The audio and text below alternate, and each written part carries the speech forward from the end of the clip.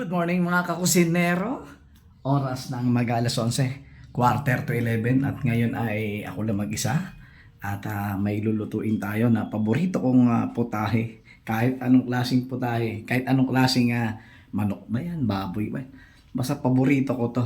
Ngayon, pangalawang beses na to lulutuin. Nung nakaraan, manok. Ngayon naman, pork chop. Lulutuin natin. Ngayon, eto siya. Yan, aadobohin natin yung pork chop na yan. Bali, 1, 2, 3, 4, 5.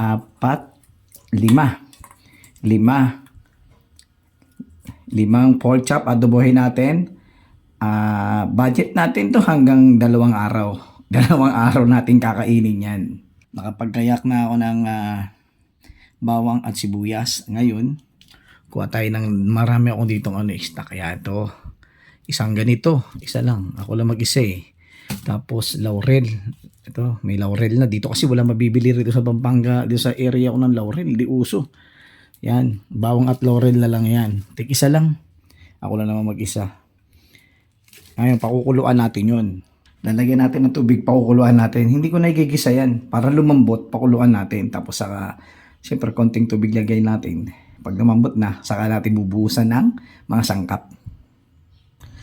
Ayan mga kakusinero, nilagyan natin ng tubig. Ayan, dali natin sa electric burner natin, kaya mataas ang bayarin ko ng kuryente. Ayan. Ngayon, ibubuhusan natin dito yung bawang at sibuyas para manunuot yung kanyang lasa habang pinukukuluan natin. Ito yung sarili kong version. Lagyan natin siya ng sibuyas tsaka bawang kasi maganda yan para manunuot yung ano niya, aroma niya. Diba? Ayan, tapos lagyan natin din yung bawang dyan. Oh, dali lang. Yung paminta, mamaya na. Mamaya na siguro yan kasi aanghang eh. Ayan. Lagyan natin ng takip. Ayan mga kusinero, nilagyan natin ng takip. I-plug natin itong ating electric burners, yung ating lahome.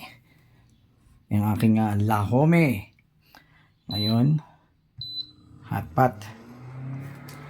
O, diba? Antayin natin kumulo. Pagka kumulo, saka natin lagyan ito. Paminta muna.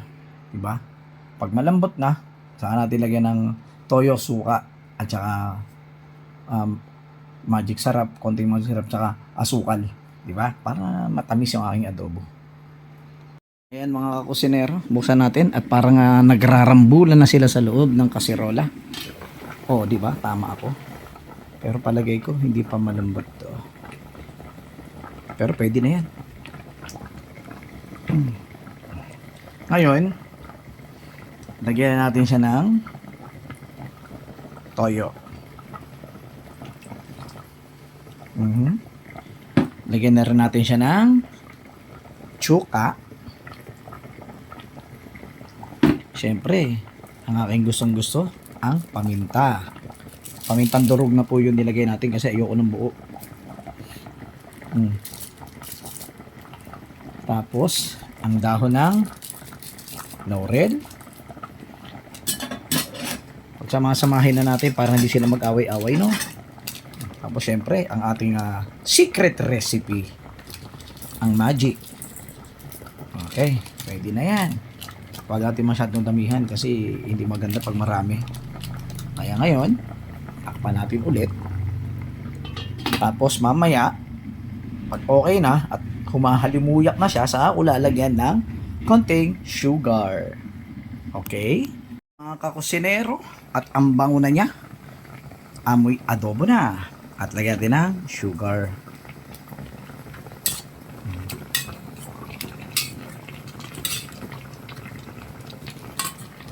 Maganda nga sana kung marami yung sabaw kasi para sa mga alaga kong doggy-doggy. Pakunti lang. Uy, malabas na yung apoy. Ayos natin. Itapat natin yan. Yan. Takpan natin ulit. At syempre, as usual, pahinaan natin yung apoy. Lagyan na natin sa 10. Yan. Okay, antayin natin. Maluto. Pag naluto, kain na tayo. Yun, no? Tikman natin. Tikman natin, siyempre. Kumunti na lang tuloy yung ano pa na, ano. Yung sabaw. Tikman natin, ha.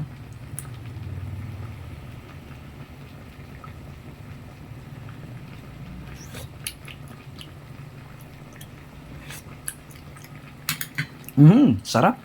Ayos, pwede na. Luto na siya. Off na natin. Takpan na natin. At bago natin i-unplug yon, kailangan pahingahin muna natin ng ano, kailangan wala na yung mga baga-baga dyan sa ilalim.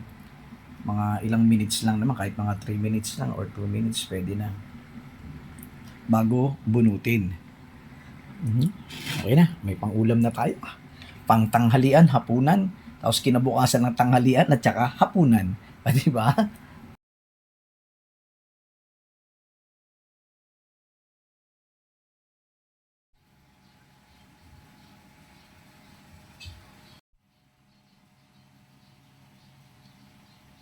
Ito na mga kakusinero, ang ating putahe for the day, ang adobo ni kulot. Di ba? Masarap siya, natikman ko. Siyempre, ako nagluto niyan eh. Ako lang din naman ang kakain, kaya masarap. Kahit hindi masarap, masarap pa rin yan, siyempre. Ito na ang ating tanghalian, hapunan, at kinabukasan tanghalian at hapunan pa rin. Tara, ihahain ko na to para magtanghalian. Kain na na!